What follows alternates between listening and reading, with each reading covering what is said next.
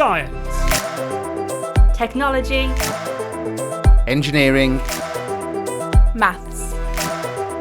the STEM Response Team podcast from the heart of the Black Country, supported by the University of Wolverhampton, the University of Opportunity. Hello, and welcome to the STEM Response Team podcast. As usual, I'm Dr. Martin Kashara, the boss of the STEM Response Team. Hi, I'm Sam. Yes, welcome back everyone. Now, of course, we have had a bit of a break and we haven't put a podcast out for a couple of months. You know, March and April are such busy times for the STEM response team because, of course, March has got Science Week in. And, of course, all the work that we do in schools and colleges and out in the community tends to get really busy around March and April. And, of course, we've had Easter. So we thought we'd come back at you with a podcast for the May period before we get into our really busy time, which is June. Now, talking about June, of course, we've got tons of things coming up. First of all, we're at the RAF Cosford Air Show, supporting the Multiply Maths Attainment Project, which is put on by the University of Wolverhampton and funded by the West Midlands Combined Authority to sort of upskill people in maths. So we're going to be supporting them on a big stand in the STEM hangar. So if you're at the RAF Cosford Air Show on the 9th of June, come and see us there. Then, of course, there is the biggest science and engineering festival in the country. And of course, that's the Big Bang at the NEC. And again, we'll be supporting Multiply by providing some hands-on STEM interactive exhibits, all to do with how maths is part of our everyday life, or even in other jobs, such as engineering or even forensic science. So if you're at the Big Bang, come and see us there. And then, of course, the big event, folks, the big one. And that is our SciFest 2024 event. That, of course, starts on the 28th of June, Friday the 28th, with our Schools Day. Or Students' Day, if you like. And that's not just people in schools who are coming, it's those people who are learning at home too. So you're all welcome. Now, the Saturday is our Community Day, and we open up our doors to anyone who comes. We open up our doors to anyone who wants to come and experience the magic of science, technology, engineering and maths through all subject areas, not just the ones in the Faculty of Science and Engineering, but also in our other faculties like our Faculty of Health, Education and Wellbeing, and also our Faculty of Arts, Business Studies and Social Sciences, because what we're doing is we bring in the creativity they can bring through our Creative Industries department to show you our fantastic screen school. So if you want to come and have a look at the university, see what it does and be part of SciFest, now get your tickets quick. We are almost at capacity, particularly for that Saturday. So if you do want to come, get online, look at www.wlv.ac.uk/SciFest, and you can find all the information you need to book tickets there. They're completely free, and we hope to see you on that weekend. I'm listening to the STEM Response Team podcast, delivered to you from the heart of the Black Country. We, of course, we're racking our brains for something to do for today's podcast. And do you know what? And then something absolutely awesome happened. It did. It did, didn't it? It did. It did. I didn't see it. No, you didn't see it. You didn't see it. And this happened, right, this just Friday gone. All right. And the Saturday. And the Saturday partially. Yeah. So that was, of course, was on Friday the 10th of May. That's it. May. It was May. Yeah. Friday the 10th of May. And partially on the Saturday, although it wasn't quite as good. You could only see it in the north. And, of course, that was the most fantastic light show of the Aurora Borealis. The Northern Lights, folks. They weren't just in the north, you know. No. You know, you've been to Scandinavia, haven't you, Sam? I've been to Norway, yeah. Yeah, and I've been to Norway, and I've been to Iceland, and all of that sort of stuff. And did you see the Northern Lights, Sam? No, but I was in Oslo, so... Okay, yeah. All right. Well, when I went to Tromsø, one of the most northern cities in Norway, right, the next stop is Svalbard. And do you think I saw the Northern Lights, Sam? I'm guessing from the tone that's a no. No, exactly. It was a complete no. Yeah. And every time I've looked, you know, and I've still never seen them. Yeah. And I didn't see them in Alaska either, so. well, there you go. And you'd think you'd see them, wouldn't you? Yeah. You know, if you were in Alaska, that's fairly north, right? Pretty north, yeah. Pretty north. You know, I was standing in the Arctic Circle and I saw nothing. And of course, you know, I get the text off a mate saying, go outside, right, on Friday night. Right, so it gets me kids up because they were overstaying with me. And we run outside. And do you know what? I'm standing there, right, in a village in the south of Staffordshire, just off junction 12 of the M6. And I can see the most amazing auroral, if that's a word, light show in the sky. Like a schism had opened up in space-time and rays were coming through it. Greens, blues, purples and reds of the Aurora Borealis streaming across the sky above my house. And it was awe-inspiring. It was one of the best things I think I've ever seen. And I've been around a long time and seen a lot of stuff. But this was absolutely magnificent. And if you were lucky enough to see it, because of course you could see all over the country, I think together you'll realise that we're all very lucky people indeed, because we might not get to see that for another many, many years to come.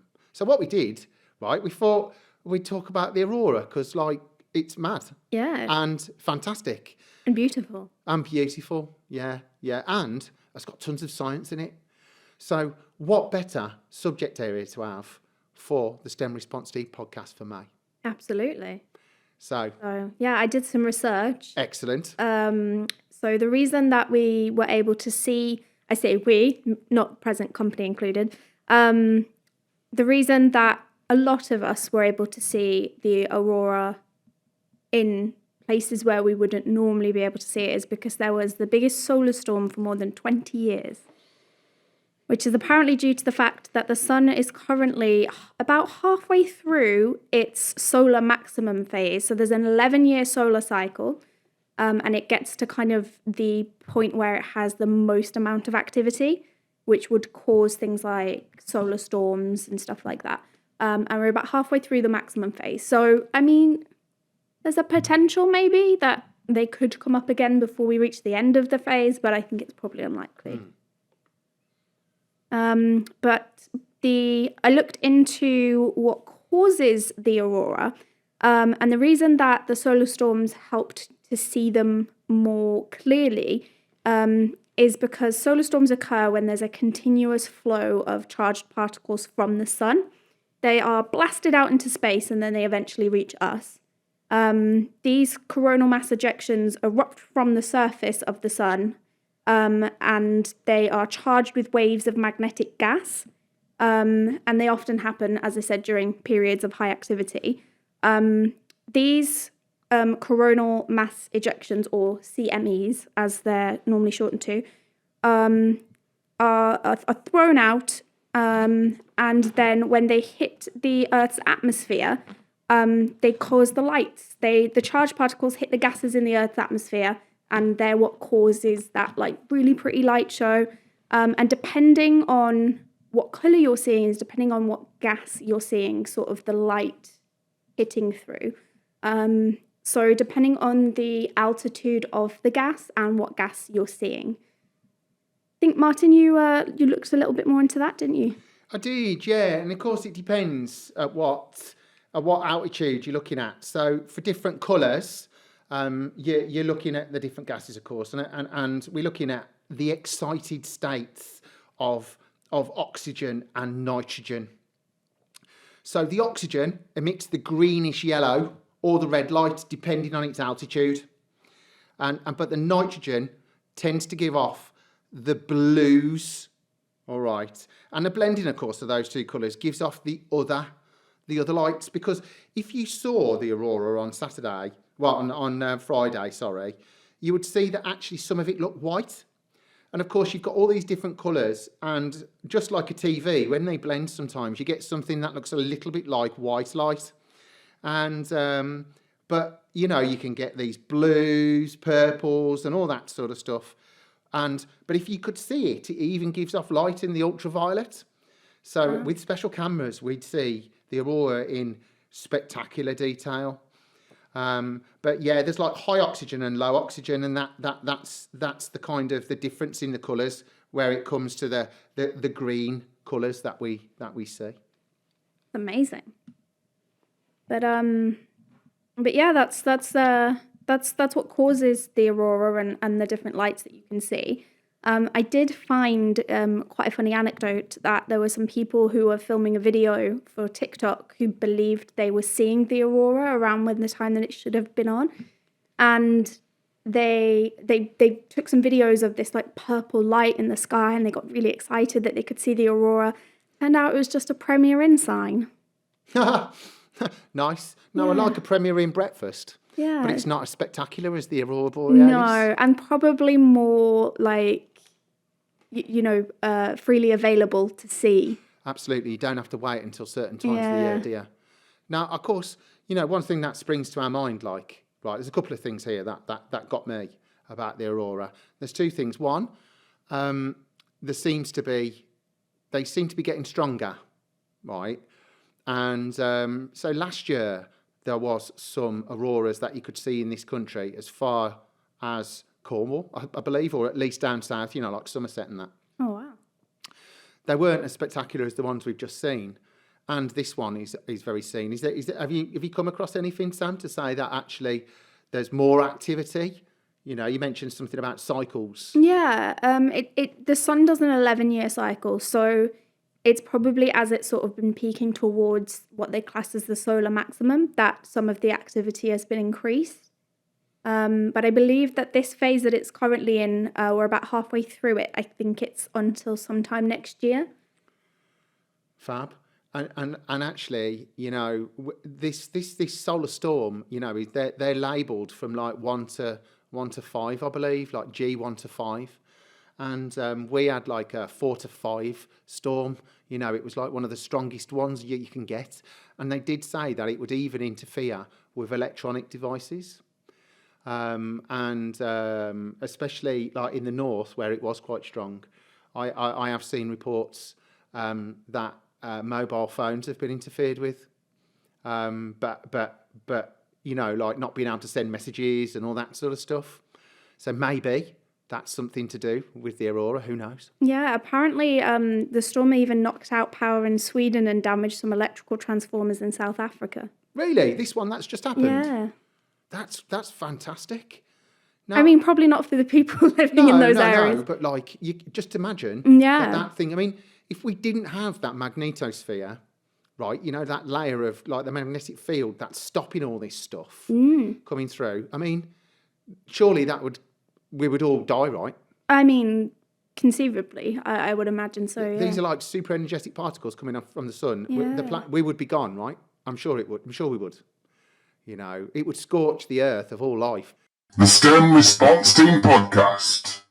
Another thing that sprung to my mind as well while I was standing there watching it is I hope this doesn't turn out like the story The Day of the Triffids by John Wyndham.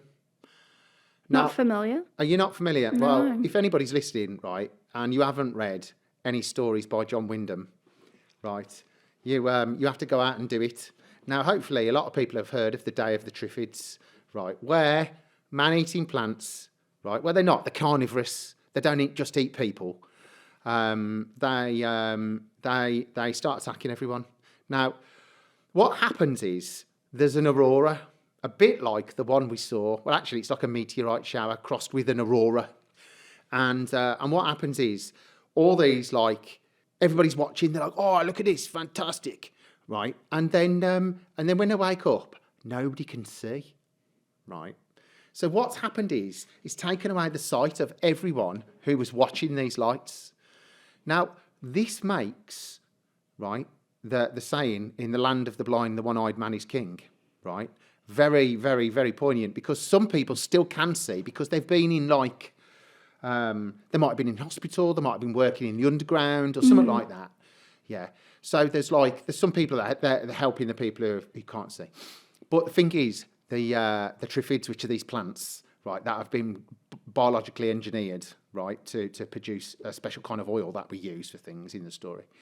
They start eating everyone. Oh, delightful. I know, right? So I'm like sitting there watching this thing, going, I'm sure I've come across this before, but of course it was in Day of the Triffids, and but as far as I can see, the plants in my garden haven't become carnivorous. You've not turned into some weird mutant Venus flytrap. No, which is good, right? Yeah, that's good. Yeah. So my lovely azalea hasn't started chasing the pets, you know. Oh, that's good. Because Yeah. I mean, that would probably be the first step, right? To Yeah, pump on the smaller animals. that's right. Yeah. So Have to start getting our pesticide ready just in case. yeah. So herbicide. Oh yeah, Yeah, it would be, wouldn't it? It would be herbicide. like what is it? Resolver. Yeah, that's right. Yeah, like weed remover for your Yeah. patio. That'd work, wouldn't it? It'd work. A bit of glyphosate. Yeah, very good. Now I found some interesting facts about the Aurora, actually, which I'd like to share. Is that all right? Absolutely. Yeah. So there's 10 of these, and I found these on an Australian government webpage, actually. Well, it's .gov.au, so I presume it's Australia. Yeah. And so thanks to the person who's penned these. But there's a few, and you might have seen the Aurora changing shape, actually, because some people said they could see the bands moving. And that's because the particles that are coming down from the sun, if you like, that are hitting that magnetic field, are moving along the magnetic fields of the Earth. So the beams, they'll move across the sky, right, as they move through the field lines of that magnetic field. That's amazing, isn't it? You know, almost like seeing a magnetic field in iron filings. Yeah. You know, like when you do experiments with kids, and so yeah, the plasma, because it is a kind of plasma, that light that you see. You know, they're moving in response to the Earth's magnetic field. It's just mind blowing. I wanted to know when this was first described, if you like, or first named and explained, and this list of facts has got some of that information in. And it was actually a Norwegian scientist that was the first person to explain how the Aurora Borealis works. And because, you know, people thought a long time ago that it meant the world was going to end. No. Yeah, it was like a portent of doom. It's like pretty, but it's deadly. Yeah, you know, like the gods are angry type stuff. Oh. And but until over a century ago, people couldn't really explain the connection to the sun. And it was a Norwegian scientist called Christian Birkeland, and he explained that the source of the aurora by discovery of a new field of science, right, which was this idea of particles coming from the sun, these super energetic particles. And so it wasn't until he explained it or put the theory in that people started to understand. Now, we get the name Aurora Borealis from 1619, and we're not quite sure who coined the name first. It was either the French astronomer Pierre Gassendi, or it was Galileo, all right, the Italian astronomer. Right, I've not heard of Gassendi, but I certainly know who Galileo is. Yeah. So he's obviously got more names in the book, right? Yeah, definitely. And but it's derived from the Roman goddess of dawn, you know, the name. So that's Aurora, and the Greek name for the north wind, Boreas. Oh, that's cool. I know, right? Yeah. I love language. Me you know, too. 'cause you forget it comes from all these places, don't you? So Yeah. I thought that was great. So that's nice to know. And you know, there's a sister one, isn't there? There's another Aurora, right, which is the southern one, and that's called the Aurora Australis. Right. I'm guessing you can Yeah, see because it in Australia. you have them at both poles. Yeah, so you have a north one and a south one, and the person that named that in the southern hemisphere was Captain James Cook. Yeah, so he was on the discovery of the Antarctic in his boat, the Resolution ship. Sorry, for those people who are shouting at me, going, "It was a ship, not a boat." And yeah, so Australis just means southern. So I guess Australia just means in the southern south. place. Yeah. You know, but I thought that was really good, and because you forget, like we saw it in the north, but of course there's magnetic poles in the south, so we're going to see it there too. Lots of stuff talk about magnets. Yeah, exactly. Yeah, we've been talking about magnets to kids today in school, so we're all up on this. Now, Sam, when do you think was the first known record, the first recorded actual record of somebody seeing an aurora? Ooh, When do you think it was? Quite far back, right? Yeah, so, give me a date after the current, before the current era or what? Before. Before current era, so Yeah. BCE. So what? Give me a number. 7 to 8. 7 to 8. 728 BCE. Yeah. Okay, actually, it was 2600 BCE. Mm. Yeah, so that was the earliest known auroral sighting, right? And it was in China. And there was somebody called Fu Pao, who was the mother of the Yellow Empire, Xuan Yan. Apologies for my pronunciation, everyone out there. They saw strong lightning moving around the star, which they called Su, which belongs to the constellation of Bi Dao. You should be saying this, Sam. You're better at these sorts of languages than I am. Not Chinese, I'm afraid, no. Japanese, I'm okay. Korean, a bit, not Chinese. But they said the light illuminated the whole area. So they recorded it. But also, there's lots in Australian Indigenous peoples' traditions too. And they associate auras with fire, death, blood, and omens. Oh, delightful. I know, right? So, but we just thought it was beautiful. And then the Triffids came. No, they didn't. And then the man-eating plants arrived. Yeah. And did you know the aurora makes a sound? I didn't. Yeah. So when it's really strong in the north, apparently you can hear it crackling. Oh. Hissing and popping and clapping and that. And you think if it's like a plasma, if it's like charged particles, they've got to make a noise, haven't they? Yeah, true. Because even like wet power lines hum, don't they? Yeah. Just to finish here, I mean, we think we're special, right? That we've got, these auroras and they're great, but we don't really, we're very bad, aren't we? Humans at seeing the big picture. Mm. Of course, we sit here looking at our planet and it's great and that, but of course, we're not the only planet to have auroras. So any planet with a magnetic field should be able to have one. And it is absolutely true. Wow. Okay. And there is some really good photos of auroras that are taken by the Hubble Space Telescope in particular. Yeah. And you can find these on the NASA webpage. Because planets like Jupiter, Saturn, Uranus, Neptune have auroras which are similar. And they see them very close to the magnetic poles of those planets, of course, because that solar wind is going to go all the way across the solar system, isn't it? Absolutely. And I'm having so much high energy, and you can see that I'm looking at a picture right now of an aurora circling the North Pole of Jupiter. And of course, that aurora will be bigger than the planet Earth. I know, right? I love space, is great, isn't it? Eventually, where sometimes you find that people will travel to see certain phenomena as they move? Mm-hmm. When space travel is eventually possible, do you think people will planet hop so they can see the aurora on different planets? Well, why not? I was thinking about this the other day, that, of course, people are going to be, at the end of this decade, we're going to have the Artemis project, the Artemis missions, that just like the Apollo missions, they're going to put people back on the moon. Yeah. And then maybe by the middle of this century, like 2050 or something, we might have people living on the moon. Wow. I can't say I'd sign up necessarily. Would you go? No. Why not? Because I feel like my anxiety peaks enough as it is that if the only thing keeping me alive was a bubble with oxygen in, I feel like I'd just live in constant fear of dying. Yeah. Imagine if you open the wrong door. Yeah. You just got sucked into space. Nobody did scream though, would they? No, you'd just be slowly floating off into the distance. Yeah, slowly freeze drying. Yeah. Yeah. And that would be rubbish, because of course it wouldn't be like the old Total Recall film. Those people who've seen it, it wouldn't be like on Mars. Your eyes wouldn't pop out and that. All your blood would boil and then you'd freeze. But ho hum. At least it'd be quick. But that's going to be amazing. Then we're going to have this staging post to other places, aren't we? If we've got a planet we've got our moon, it's 1/5 of the Earth gravity like. Then we can start to make bigger ships.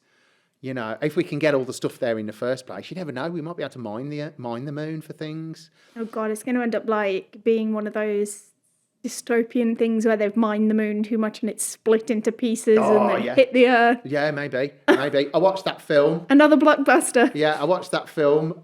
What's it called? Moonfall. Have you seen it? I haven't. Have you seen? That's when they find out that the moon, right?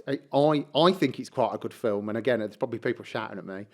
Who they find out that the moon is actually a giant alien spaceship that's being attacked by alien nanobots, and what's happening is it's causing the moon to crash by destabilising its giant gyroscopes.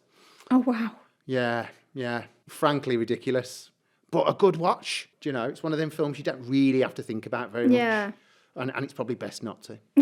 Maybe. Yeah, so we got off topic of the Aurora there, and just talking rubbish as usual in STEM Response Team HQ.